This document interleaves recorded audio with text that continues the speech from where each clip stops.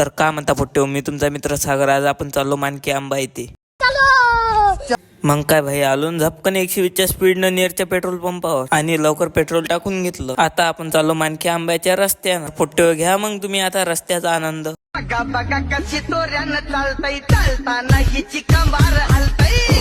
आलो ना आपण 420च्या स्पीडनं मानकी आंब्याला. पहा पोट्टे, हे आहे मानकी आंब्याचं मंदिर. आल्या आल्या झाले ना आपल्याला भोलेनाथाचे दर्शन.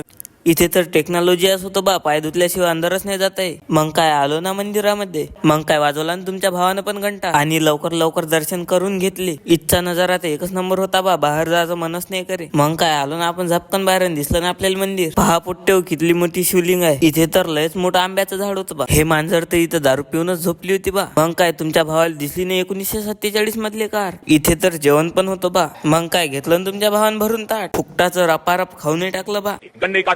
बडा गिलास 20 रुपये. मग काय घर जायच्या वेळेस झालं बा चालू पाणी. मग काय थांबलं बा आपण झाडाखाली. मित्रांनी बाईवानी स्टॉल बांधला होता बा. मग काय आता जातो बा घरी. तुम्ही काही आपल्याला फॉलो काही करून नाही राहिले. आता जातो बा घरी.